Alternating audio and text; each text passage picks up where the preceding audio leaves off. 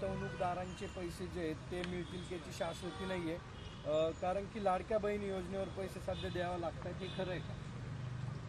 आता हा प्रश्न तुम्ही गडकरी साहेबांना विचारायला पाहिजे, कारण का ते सत्तेमध्ये आहे आणि महाराष्ट्र सरकारमध्येही त्यांचा पक्ष आहे आणि केंद्र सरकारमध्येही त्यांचाच विचाराचा पक्ष आहे. त्याच्यामुळे अर्थातच गडकरी साहेबांना आमच्या सगळ्यांपेक्षा नक्कीच जास्त माहिती आतली माती असणार. त्यामुळे जेव्हा गडकरी साहेब हे बोलतात त्याच्यानंतर महाराष्ट्राचे नेते जे लोकसभेला त्या महायुतीबरोबर होते, राज ठाकरे, तेही तेच बोललेले आहेत आणि सातत्याने अनेक चॅनल आणि वर्तमानपत्रात जे तज्ज्ञ आहेत, इकॉनॉमिस्ट्स आहेत, त्यांच्या सगळ्या म्हणजे 3 झाले, माननीय गडकरी साहेब, त्याच्यानंतर राज ठाकरेंचं वक्तव्य आणि इकॉनॉमिस्ट, असे 3 म्हणजे 2 सरकारच्या जवळचे आणि 1 न्यूट्रल, अशा सगळ्या तज्ज्ञ आणि नेत्यांच्याकडून वारंवार महाराष्ट्राची जी परिस्थिती आहे, महाराष्ट्राची इकॉनॉमी जी आहे ती अडचणीत आहे असं सातत्याने सरकारमध्ये असलेले लोक म्हणतात. जर सरकारमधले लोक म्हणत असतील की महाराष्ट्राची अर्थकारण आणि ही परिस्थिती अडचणीत आहे, तर ही अतिशय चिंतेची बाब आहे. अनेक महिने नाही वर्ष माननीय जयंत पाटील सातत्याने हे बोलत होते. डिसेंबरच्या अधिवेशनात ही सविस्तर ह्याच्यावरती माननीय जयंत पाटील साहेब बोललेले आहेत, तरी त्याची कुठलीही नोंद घेतलेली नाही. आणि आणखीन एक सिग्नल जो आपण घेतला पाहिजे की महाराष्ट्राचं फायनान्स मंत्रालय, वृत्त मंत्रालय, हे अनेक वेळा कॅबिनेटमध्ये, हे जे मी तुमच्या चॅनलवर आणि वर्तमानपत्रात वाचते की अनेक वेळा ऑब्जेक्शन्स घेतलेले जातात, विरोध केला जातो, पण त्याच्यावर दुर्लक्ष करून वृत्त मंत्रालयाने काही रेकमेंडेशन, सूचना केल्या तरी त्याच्यावर कोणी ऐकत नाही आणि रेटून निर्णय घेतले जातात कॅबिनेटमध्ये, असं वर्तमानपत्रात आणि चॅनल्समध्ये येत आहे. त्यामुळे एकीकडे गडकरी साहेब म्हणतायत ते, एकीकडे राज ठाकरे म्हणतायत ते, अर्थतज्ज्ञ म्हणतायत आणि वर्तमानपत्रात आलेली माहिती, फायनान्स मिनिस्टरची रिॲक्शन आणि जयंत पाटील जे खूप अभ्यासू आहेत आणि हे खातं अनेक वर्ष अतिशय चांगल्या पद्धतीने सांभाळलेलं आहे आणि जेव्हा जेव्हा जयंतराव या राज्याचे अर्थमंत्री राहिलेले आहेत, हे राज्य सरप्लसमध्ये राहिलेलं आहे. त्याच्यामुळे ही अतिशय चिंतेची बाब आहे. महाराष्ट्र हा देशातला सगळ्यात चांगलं इकॉनॉमी असणारं राज्य म्हणून त्याची ओळख गेले 5 दशकांची आहे. म्हणजे कैलासवासी यशवंतराव चव्हाणांपासून गेले 5 दशकं महाराष्ट्राची आर्थिक परिस्थिती अतिशय उत्तम राहिलेली आहे. पहिल्यांदा अशी भीती किंवा वास्तव बाहेर येतंय आणि याला जबाबदार फक्त आणि फक्त ट्रिपल इंजिनचं खोक्याचं सरकार आहे. कारण का त्यांनी महाराष्ट्रामध्ये प्रचंड गडबड करून ठेवली आहे. त्यांना कामांसाठी वेळ नसतो. उद्घाटनं, पब्लिसिटी, पक्ष फोडा, घर फोडा, एवढंच ते काम करतात. काल सीएम बोलले की तुम्ही फक्त टीका करता, आम्ही भूमिपूजन नाही तर उद्घाटन करतो, एक खांब उभारलं नाही विरोधकांनी मेट्रोचं आणि आम्हाला टीका करतो. कसं आहे की काही लोक जे आमच्याबरोबरही सरकारमध्ये होते ते आमच्याच सरकारवर टीका करतात. ते विसरून गेले की जे आज खूप मोठ्या मनाने आमच्या सगळ्यांवर टीका करतात ते अनेक वर्ष आमच्याबरोबर एकत्र मंत्री महोदय म्हणून अनेकांनी काम केलेलं आहे. कदाचित त्याला इंग्रजीमध्ये एक छान शब्द आहे ॲम्निशिया, पण ह्यांना ॲम्निशिया होत नाही, ह्यांना सिलेक्टिव्ह ॲम्निशिया होतो. म्हणजे सोयीप्रमाणे ते विसरतात. त्याच्यामुळे सिलेक्टिव्ह ॲम्निशिया या सरकारला झालेला आहे. दुसरा असं काल सोलापूर जिल्ह्यात बऱ्यापैकी डेव्हलपमेंट झाली. मी पुन्हा पवार, शिंदे आणि मोहिते पाटील हे तिन्ही घरांनी एकत्र आल्यामुळे जिल्हा पुन्हा एकदा मव्याकडे आला. रणजितदादा काँग्रेस, माड्याची जागा काँग्रेसला देऊन रणजितदादा तिकडून लढण्याची तयारी. आज म्हणून बबनदादालाही सकाळ सकाळ साहेबांना भेटायला आलेत. नेमकं काय काय शिजतंय? असं काही शिजत नाही हो. आमचे सगळ्यांचे 5 दशकाचे ऋणानुबंध आहे आणि अर्थातच विजयदादा, शिंदेसाहेब आणि आदरणीय पवारसाहेब, आमच्या तिन्ही कुटुंबाचे अतिशय प्रेमाचे अनेक वर्षाचे संबंध आहेत. कधी राजकीय मतभेद झाले असतील, पण आम्ही वैयक्तिक संबंधात कधीही कटुता कोणीच आणू दिलेली नाही. तुमची स्टेटमेंट्स पहा सगळ्यांचे. त्यामुळे एक खूप म्हणजे महाराष्ट्र आणि काँग्रेसची संस्कृतीत लहानाचे मोठे झालेले अतिशय सुसंस्कृत असं राजकारण करणारे हे सगळे नेते आहेत आणि काल ते सगळे एका व्यासपीठावर आले. रणजितदादांनी अनेक वर्ष आम्ही एकत्र रणजितदादांबरोबर काम केलेलं आहे. रणजितदादा महाराष्ट्रातले एक युवा नेते ज्यांच्याकडून सगळ्यांच्याच खूप अपेक्षा आहेत आणि काल ते व्यासपीठावर येऊन शिंदे साहेबांबद्दल जे बोलले आमच्या सगळ्यांसाठी ते खूप समाधानाची आणि आनंदाची गोष्ट आहे. आणि बबन दादा आज जे आदरणीय पवार साहेबांना भेटायला आलेले आहेत, बबन दादांचे आणि आमचे अतिशय कौटुंबिक संबंध अनेक दशकांचे आहेत आणि आदरणीय पवार साहेबांना भेटायला हे सगळे नेहमी येत असतात आणि अर्थातच आदरणीय पवार साहेबांचं घर जे प्रेमाचं आहे, विश्वासाचं आहे, ते नातं फक्त तोडोफोडोचं नाही आहे, काही गोष्टी दिलसे पण करायच्या असतात. काल देवेंद्र फडणवीस बोलताना असं म्हणाले की महाविकास आघाडीनं मेट्रोची कामाचं उद्घाटन करावं म्हणून आंदोलन केलं. या सरकारनं खरं तर एकही वीट रचली नाही. 2 दिवसांपूर्वी ऊन बळवत होते अशा शब्दामध्ये देवेंद्र फडणवीस. ठीक आहे, देवेंद्रजींना आता भ्रष्टाचार वगैरे असं आमच्यावर बोलायला काहीच राहिलं नाही ना. काय बोलणार? इतना तो हक बनता है देवेंद्रजी का. काहीतरी टीका करणार. ते विसरलेत की 2.5 वर्ष आमचंही सरकार होऊन गेलेलं आहे. ठीक आहे, मी तुम्हाला सांगितलं मगाशी तसं की या सरकारला सिलेक्टिव्ह एमनिशिया होतो वारंवार. ठीक आहे. ताई, वित्त विभागाचा विरोध असतानाही गिरीश महाजन आणि इंद्रनील नाईक यांच्या सूतगिरणीला काही कोट्यवधी शासनाने मंजूर केलेत. मला काय आश्चर्य वाटत नाही. नाही, शासन जे त्यांच्या बरोबर जातं, इन्कम टॅक्स, सीबीआय, ईडी किंवा आता जन्म त्यांच्या बरोबर नाहीये, म्हणजे इन्कम टॅक्स, सीबीआय, ईडी वाले त्यांना तोडायचं फोडायचं, नाहीतर त्यांना सरकारचा टॅक्स पेअरचा पैसा द्यायचा. हे जे मेहरबान शब्द तुम्ही वापरला, माझा नाही आहे, हा मीडियाचा शब्द आहे की का मेहरबान आहेत. तर मेहरबान आहेत कारण का जनमत त्यांच्या बाजूनी नाही, लोक त्यांच्या बाजूनी नाहीत, म्हणून आता ते नेत्यांवर मेहरबान. हा तुमचा शब्द आहे, माझा नाही. हा वारंवार आपल्याला होताना दिसतोय. आणि वित्त मंत्रालय ही म्हणजे गेल्या काही दिवसाची एक स्टाईल झालेली आहे राज्यामध्ये, एक निर्णय प्रक्रिया की वित्त मंत्र्यांनी विरोध करायचा मंत्रालयाने आणि त्यानंतर कॅबिनेटनी त्याला ओव्हररूल करायचं. मुंबईमधली भूखंड असेल, पुण्यामधला भूखंड असेल, त्यानंतर नागपूरमधला भूखंड असेल, सूतगिरण्या असतील, हे सिलेक्टिव्हली साखर कारखान्यांना पण सिलेक्टिव्हली पैसे देतात. म्हणजे जर तुम्ही त्यांच्याबरोबर गेला, त्यांना मतदान केलं तर तुमको 100 खून माफ आहे. आणि तुम्ही विरोधी पक्षात असाल, विरोध म्हणजे काय वैचारिक विरोध आहे, काय वैयक्तिक विरोध नाही.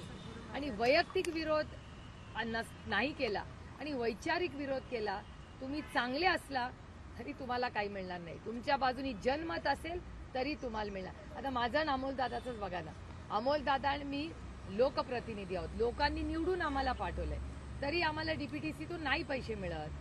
संग्राम थोपटेंचाही साखर कारखाना आहे, त्यांना नाही पैसे दिले.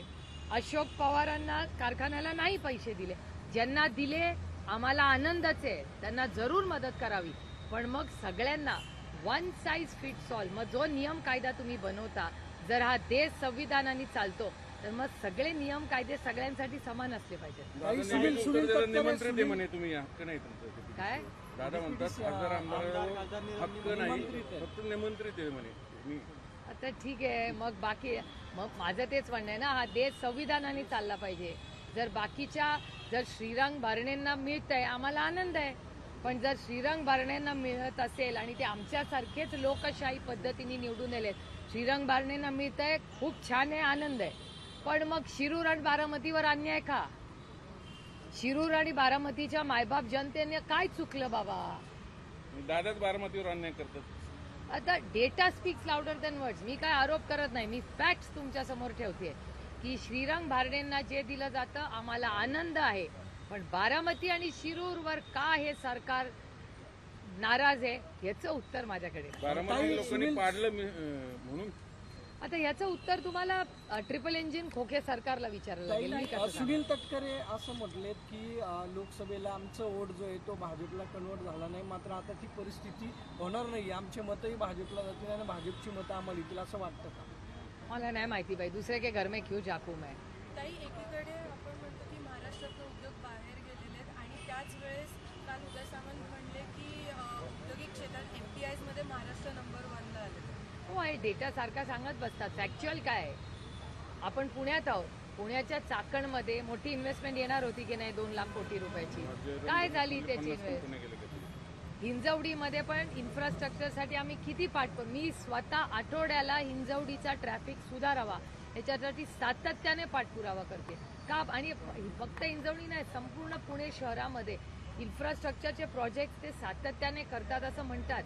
पण बेसिक इन्फ्रास्ट्रक्चर मागच्याच आठवड्यात पुण्यामधल्या अनेक प्रोफेशनल लोकांनी एक मोठं आर्टिकल लिहिलं वर्तमानपत्रात की पुण्यामध्ये ट्रॅफिक असेल, पाणी असेल, तुंबणं असेल, पाणी, कचरा, इन्फ्रास्ट्रक्चर हे पूर्णपणे कोलॅप्स झाले. हे मी एकटी म्हणत नाहीये. पुणे शहरातले अनेक नागरिक जे प्रोफेशनल्स आहेत, काम करतायत, कुठल्याही राजकीय पक्षाबद्दल त्यांचं काही मत नाही असे लोक म्हणतात. कारण का ते रोज पुण्याच्या रस्त्यावर असतात, कामाला जातात. किती तास लोक अडकून पडलेले असतात पुण्यामध्ये. हे दुर्दैव आहे. ताई, निवडणुकाच्या पार्श्वभूमीवर की धर्मवीर चित्रपट जो आहे तो आला आणि त्याच्यावर आता वाद सुरू झालाय. धर्मवीर आनंद दिघे साहेबांच्या मृत्यूची कारणं जी आहेत ती समोर येत आहेत. मग निवडणुकीच्या वेळेसच हे काय येतं? मला गंमत वाटते की हा सिनेमा आणि TV सिरियल नाहीये, ते ॲमेझॉन, नेटफ्लिक्सवर बघायचं असतं. हे या देशाचं वास्तव आहे. आम्ही राजकारणात कशासाठी आलो तर पॉलिसी मेकिंगसाठी. पॉलिसीज अशा करायच्या, निर्णय असे करायचे की त्याच्यात मायबाप जनतेच्या आयुष्यात एक चांगला बदल घडवण्यासाठी. सिनेमा हा असलाच पाहिजे. सिनेमा ही एक इंडस्ट्री आहे आणि त्या इंडस्ट्रीमधून प्रचंड एम्प्लॉयमेंट होते. त्याच्यामुळे इंडस्ट्री म्हणून सिनेमाकडे आपण पाहिलंच पाहिजे, एंटरटेन म्हणून पाहिलं पाहिजे, करमणूक म्हणून पाहिलं पाहिजे. पण सिनेमा हे काय राजकारण होऊ शकत नाही ना. आणि जी घटना 23 वर्षापूर्वी झाली, तुम्ही इतके वर्ष सत्तेत राहिला, होम मिनिस्ट्री तुमच्याकडे, टेलिव्हिजनमध्ये तुमची नियत जर साफ असेल तर टेलिव्हिजनमध्ये बोलण्यापेक्षा तुम्ही जाऊन पोलीस कमिशनरकडे गेलं पाहिजे. किंवा तुमच्या कॅबिनेटमध्ये या राज्याचे होम मिनिस्टर येतात ना कॅबिनेटला, त्यांना सांगा, कंप्लेन करा. त्याच्यात काय? इंदापुरात हर्षवर्धनच्या विरोधात यायच्या आधीच सगळे पक्षातले लोक गेले की आयात नको उमेदवार. खरं तर हर्षवर्धन यापूर्वी बोलून दाखवले की तुतारी घेऊ म्हणतात. त्यांची इच्छा आहे. नेमकं काय आता मग? नाही, काल मलाही आदरणीय पवार साहेबांना, इंदापूरचे सगळे आमचे सहकारी नेते पदाधिकारी पवार साहेबांना भेटले. ते मलाही काल संध्याकाळी भेटले. त्यांची एवढीच विनंती आहे की या महाराष्ट्राच्या मायबाप जनतेच्या आशीर्वादामुळे राष्ट्रवादी काँग्रेस पक्ष आणि तुतारी वाजवणारा माणूस, जे आमचं चिन्ह आहे, तर तुतारी वाजवणारा माणूस हे चिन्ह घेऊन महाराष्ट्राच्या स्वाभिमानासाठी सगळ्यांनी लढावं अशी अनेक लोकांची इच्छा महाराष्ट्रात दिसते आणि ती तुमच्या चॅनल्सवरही वारंवार दिसते. त्याच्यामुळे इंदापूरमध्येही काही लोकांच्या भावना आहेत. राष्ट्रवादी काँग्रेस पक्ष हा पारदर्शकपणे नेत्यांचा पण आणि कार्यकर्त्यांचा आणि पदाधिकाऱ्यांचा मान सन्मान करून निर्णय घेणारा पक्ष आहे आणि लोकशाही पद्धतीने हा पक्ष चालतो. त्याच्यामुळे प्रत्येक जण येऊन नाही, एंट्री असं नाही हो. एंट्री आणि एक्झिट असं नसतं. मी अनेक वेळा हे मी चॅनल्सवरही बोललेले की हर्षवर्धन पाटील, ज्यांना मी आदराने भाऊ म्हणते, हर्षवर्धन भाऊंचे आणि आमचे कौटुंबिक संबंध 6 दशकांचे आणि मी जोपर्यंत आहे तोपर्यंत ते प्रेमाने, आदराने पाळलेच जातील. कोण कुठल्या पक्षात आहे हे नाही, पण सिनियर भाऊ जे होते, सिनियर भाऊंचे आणि आमचे कौटुंबिक संबंध, त्याच्यानंतर भाऊ गेल्यानंतर हर्षवर्धन भाऊ राजकारणात आले. त्यामुळे आमचे कौटुंबिक संबंध कालही होते, आजही आहेत आणि उद्याही राहतील. आता कोण काय निर्णय घेईल राजकीय, याचा आणि आमच्या कौटुंबिक संबंधाचा काहीही संबंध नाही. सुनील केदार यांनी एक असं वक्तव्य केलं आहे की 2 महिन्यांमध्ये महाविकास आघाडीचं सरकार येईल. मग आता जे IAS IPS अधिकारी भाजपसाठी काम करत आहेत त्यांना आम्ही सॅल्यूट मारायला लावू किंवा त्यांना आम्ही भाजपचा गणवेश घालायला लावू, अशा स्वरूपात? मला सुनील केदारांचा तुम्हाला स्वभाव माहिती आहे. थोडा हसी मजाक इतका तो हक बनता है यार. काय झालंय, भारतीय जनता पक्षामध्ये हसणं मना आहे. त्याच्यामुळे थोडं पण कोणी हलकं फुलकं काय बोललं की तुम्ही लोक फार ते सिरियसली आणि मनाला लावून घेतात. मुख्यमंत्र्यांनी जो बंड पुकारला होता चित्रपटात दादा धर्मवीर टूमध्ये असं दाखवलं का हिंदुत्वासाठी तो बंड पुकारलेला आहे. कशा पद्धतीने बघतात? मी तुम्हाला सांगू, मी सिनेमा हे करमणूक म्हणून बघते आणि राजकारण खूप गांभीर्याने करते. मी दोन्ही मिक्स नाही करत. Cinema is happiness and entertainment. ते काम नाही आहे, कुणाचंच नाही आहे. मग काय सिद्ध काय करायचे त्यांना त्या चित्रपटात? मला कसं माहिती असेल? मी सिनेमा करमणूक आणि एंटरटेनमेंट म्हणून बघते. निर्मला सीतारामनवर FIR करावा असं पोटानेच म्हटलंय. ते इलेक्ट्रॉनिक बॉन्डचा विषय होता. आता त्यांची राजीनाम्याची मागणी पण होते. नाही, खूप धक्कादायक ती सगळी घटना आहे आणि नोव्हेंबरमध्ये जेव्हा पार्लमेंट सुरू होईल तेव्हा आमची पहिली मागणी सरकारमध्ये असेल की आम्हाला या सगळ्याची पारदर्शकपणे इन्क्वायरी झाली पाहिजे. कारण मलाही आश्चर्य वाटलं खरं तर. मला निर्मलाजींबद्दल अशी बातमी येईल असं माझ्या ध्यानीमनी कधी नव्हतं. कारण का, निर्मलाजींना एक अतिशय सुसंस्कृत महिला म्हणून मीही अनेक वर्ष अतिशय जवळून पाहिलेलं आहे. त्यामुळे ज्या पद्धतीने हे जे मीडियामध्ये येत आहे हे माझ्यासाठी अतिशय वेदना देणारं आणि आश्चर्यचकित करणारं आहे. नरहरी झिरवळ हे मंत्रालयाच्या गेटवरती आजपासून आंदोलनासाठी बसत आहेत. असं म्हणतात की धनगर समाजाला एसटी प्रवर्गातून जे आरक्षण देण्याची मागणी केली जाते त्याला त्यांचा विरोध आहे. नरहरी झिरवळ हे सत्ताधारी पक्षाचे आमदार आहेत आणि तेच आज मंत्रालयाच्या गेटवरती आंदोलन करतात. माझं म्हणणं आहे की जर सत्तेत असलेल्या आमदाराला जर रस्त्यावर उतरून आंदोलन करावं लागत असेल तर ह्याच्यावर मला पुढे काही बोलायची गरजच नाही आहे. आणि मला असं वाटतं झिरवळ साहेबांनी पहिली गाठ घेतली पाहिजे माननीय देवेंद्र फडणवीसांची. कारण का 10 वर्षापूर्वी आमचं बारामतीतलं घर आहे, त्या घराच्या बाहेर येऊन 10 वर्षापूर्वी देवेंद्र फडणवीसांनी भाषण केलं होतं की पहिल्या कॅबिनेटमध्ये धनगर समाजाला आरक्षण देऊ. त्यामुळे मी सातत्याने हे सांगते की धनगर, मराठा, लिंगायत, मुस्लिम आणि भटक्या विमुक्त समाजाच्या आरक्षणाच्या बाबतीत अतिशय फसवणूक कोणी केली असेल तर ती भारतीय जनता पक्षाने केलेली आहे. आणि झिरवळ साहेब जे आंदोलन करतायत मी पूर्ण त्यांच्या भावना समजू शकते, पण ह्याच्यातूनच दिसतंय तुम्हाला की महाराष्ट्र सरकारचा कारभार हा किती विस्कळीत आहे, ज्याच्यात सत्तेत असलेल्या आमदारालाही रस्त्यावर उतरावं लागतंय, त्याचा कोणीही ऐकत नाहीये. एक आदिवासी महाराष्ट्राचा सुपुत्र, त्याला हक्कासाठी लढावं लागतंय. हे सरकार इतकं निर्दयी आहे, निष्क्रिय आहे आणि असंवेदनशील आहे की त्यांना रस्त्यावर उतरावं तुम्ही लागतंय. झिरवळांच्या पाठीशी आहे का? माझं म्हणणं आहे की कुठलंही आरक्षण असेल, मराठा, धनगर, लिंगायत, मुस्लिम आणि भटक्या विमुक्तांची मागणी आहे. सगळ्यांच्या बाबतीत मी अनेक वेळा महाराष्ट्र सरकारला आणि तुम्हालाही चॅनलला सांगितलेलं आहे, आमची भूमिका आहे जे सत्तेत आहेत त्यांनी एक बिल आणावं, त्या बिलवर सगळे मिळून चर्चा करू आणि चर्चा करून जेव्हा मार्ग निघेल तेव्हा कुणाचंही सरकार असू दे, मग ते मोदी सरकार असू दे, NDA सरकार असू दे, काँग्रेसचं सरकार असू दे, UPAचं सरकार असू दे, कुणाचंही सरकार असलं तरी आरक्षणाच्या बाबतीत मराठा, धनगर, लिंगायत, मुस्लिम आणि भटक्या विमुक्त समाजाच्या हक्कासाठी आणि आदिवासींच्या हक्कासाठी आम्ही ताकदीने जे सरकार असेल त्याच्याबरोबर उभं राहू. आम्ही त्याच्यात राजकारण कधी आणलं नाही आणि कधी आणणारही नाही. काही राजकीय ऍडजस्टमेंटसाठी निलेश राणे काहीतरी शिंदे सेनेत जाणार म्हणतात की गोवाची जागा. मला काही माहिती नाही बाबा. ताई, राज्य मंत्रिमंडळात चाललंय काय? कारण आपण पाहिलं होतं की बावनकुळेंच्या संस्थेला एक भूखंड देण्यात आला होता. त्याला वित्त विभागाने विरोध केला असं सांगितलं गेलं, पण भूखंड दिला गेला. आता गिरीश महाजनांशी संबंधित सूतगिरणीला पण तसंच रोजचाच झालंय. वित्तमंत्री म्हणजे मंत्रालय जे बॅकबोन असतं, बजेट शिवाय कुणाचं घर चालतं का इथे? बजेट हे सोल आहे, म्हणजे बॅकबोन आहे कुठल्या तरी सरकारचं. आणि सातत्याने वित्त मंत्रालयाच्या विरोधात त्यांच्या प्रत्येक ऑब्जेक्शनला केराची टोपली दाखवली जाते. हे दुर्दैव आहे की वित्त मंत्रालय जे एवढं मोठं आणि महत्त्वाचं मंत्रालय आहे त्याचा एकही ऑब्जेक्शनला गांभीर्याने घेतलं जात नाही.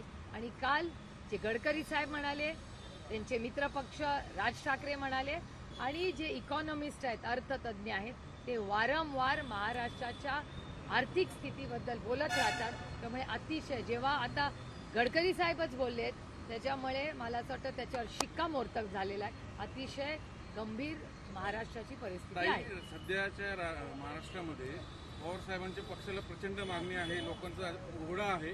पण साहेबांनी खरं तर आजवर आर पाटलांसारख्या अनेकांना संधी दिली गोरगरीब घरातनं आलेल्या तरुणांना. पण मग पुन्हा नेते जे बंडखोर नेते तिकडे गेले त्यांच्या मुलांना आपण का घेतोय? घराणेशाहीचा आरोप का आपण खतपाणी घालतो? नाही, एक तर मी स्वतःच घराणेशाही आहे. भारतीय जनता पक्ष सातत्याने परिवारवाद हा आरोप माझ्यावर होतो. मी परिवारवाद आहे, त्याच्यात काही वादच नाही आणि त्याच्यात मला कुठलाही कमीपणा वाटत नाही, पहिला मुद्दा. आणि आता भारतीय जनता पक्ष कुठल्या तोंडाने मला परिवारवाद म्हणतात? कारण का ज्यांच्यावर आमच्या सगळ्यांवर आरोप जे ते परिवाराचे केले, अर्धा परिवारवाद सगळा बीजेपीकडेच आहे. त्याच्यामुळे जशी मी परिवारवाद आहे तसं अजित पवारही परिवारवादच आहे. त्याच्यामुळे आता भारतीय जनता पक्षाकडे जसं भ्रष्टाचाराबद्दल आमच्याबद्दल बोलू शकत नाही तसं परिवारवादाबद्दलही बोलू शकत नाही. आणि हे खरं तर मी पुन्हा एकदा म्हणते की विनम्रपणे मी मायबाप जनतेच्या समोर महाराष्ट्राच्या नतमस्तक होते की 1 वर्षापूर्वी आमच्याकडे पक्ष चिन्ह काही नव्हतं, फकीर ते आम.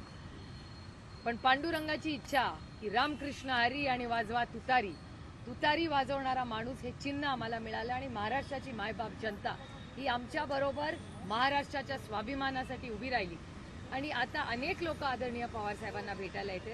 आता निर्णय काय होईल हा पक्षामधले सगळे ज्येष्ठ नेते आदरणीय पवार साहेब, देशमुख साहेब, राजेश भैया, जितेंद्र आव्हाड, माननीय जयंत पाटील साहेब हे सगळे आम्ही मिळून करू.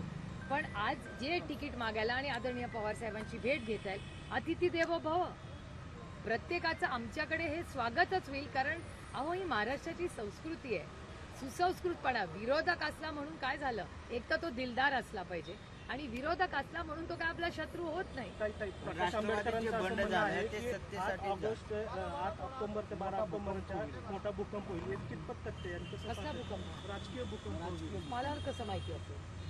आणि महाराष्ट्रात तशी परिस्थिती आहे का? म्हणजे मला कसं माहिती असणार? मला महाराष्ट्रात वाढणारी महागाई, तेलाचा भाव वाढलाय, घरी जाऊन बायकोला विचारा. आता ऐन सणाच्या वेळीस घरच्या तेलाचा भाव वाढलाय. आनंदाचा शिदा. त्यानंतर आनंदाचा शिदा, आता पॅक, परत फोटोवरनं वाद होती, काय काय होईल गॉड अलोन, भगवान जाणे.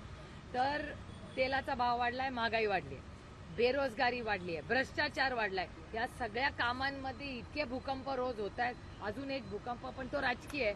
फक्त त्या भूकंपामुळे महागाई, बेरोजगारी आणि भ्रष्टाचार वाढू नये या राज्यात, एवढीच माझी इच्छा बाबा. ताई, तुम्हाला पण- असं म्हणाले आहे सुप्रिया सुळे जे आहे ते वडिलांच्या सुनाईवरती इथपर्यंत आलेले आहे आणि एकनाथ शिंदे काम करतात ते सुप्रिया सुळे जमणार. हो, पण मी कधी एकनाथ शिंदे यांची केलीच नाही. मी कधीच केली नाही तुलना. मी कुणाचीच तुलना कुणाची करत नाही. ताई, तिकडे परभणीमध्ये एक ओबीसी उपोषण करता गावात गेल्यानंतर त्यांनी छत्रपतींच्या प्रतिमेला हार घातल्यावर त्या गावातल्या जरांगे समर्थकांनी पुन्हा त्या छत्रपतींच्या विटाळ झाला म्हणून दुग्धाभिषेक केला. अशी घटना महाराष्ट्रात, पुरोगामी महाराष्ट्रात घडणं हे किती? जरूर, एकदम मी हे पाहिलेली नाही. आज सकाळी पेपरमध्ये पण नाही आलेली माझ्या वाचनात, पण जरूर मी ह्याची माहिती काढीन आणि नक्की तुम्हाला त्याचं उत्तर देईन. कारण का नक्की काय झालंय हे जरूर मी समजून घेईन. कारण का तुम्ही म्हणताय की आपल्या पुरोगामी महाराष्ट्रामध्ये ज्यांनी नेहमी देशाला दिशा दिलेली आहे, अशा महाराष्ट्रात कुणालाही वेदना होतील अशा घटना कोणीही बोलू नये किंवा करू नये अशी माझी प्रयत्न असतो आणि माझीही सगळ्यांना विनंती आहे. ताई, नाशिकमध्ये एक महिन्यांचं उद्या बाबा, मराठी उद्या सर. नाशिकमध्ये एअरपोर्टवर लाईट बंद झाल्यामुळे 2 महसूल मंत्री अडकून पडले होते. लाईट बंद पडली. हा, एअरपोर्टची. बरं, मला गंमत वाटते ज्या सरकारमध्ये, म्हणजे ज्या सरकारचं म्हणणं आहे की एनर्जी सरप्लस स्टेट आहे ना महाराष्ट्र. मग जर एनर्जी सरप्लस स्टेट आहे, ह्या सरकारनी मोफत वीज दिली आहे, बरोबर? जर मोफत वीज शेतकऱ्यांना दिली आहे, जरा तुम्ही जाऊन माहिती काढा की किती वीज मोफत दिलेली खरी, पण किती येते, किती वेळा वीज मिळत नाही लोकांना, याचाही एक आढावा खरं तर तुम्ही चॅनलवाल्यांनी. जे सरकार घोषणा पण केली सरप्लस आहे, जाहिरातीची. घोषणा झाली ना, पण खरंच बटन दाबल्यावर किती वेळा लाईट, किती तास लाईट असते याचा कोणीतरी आढावा घ्यावा. आणि सरकार सातत्याने म्हणतं की पॉवर सरप्लस आहे, म्हणजे लागतं त्याच्यापेक्षा जास्त पॉवर या सरकारकडे आहे. तसं जर असेल तर मग 1 मिनिटही लाईट जायला नाही पाहिजे कुठेही राज्यामध्ये. याचा अर्थ खोटं बोल आणि रेटून बोल, याचं आणखीन एक उदाहरण. ताई, शेवटचा प्रश्न. पवार साहेब कर्जत जामखेडमध्ये बोलताना असं म्हणाले की रोहित पवार यांची 5 वर्ष जनतेची सेवा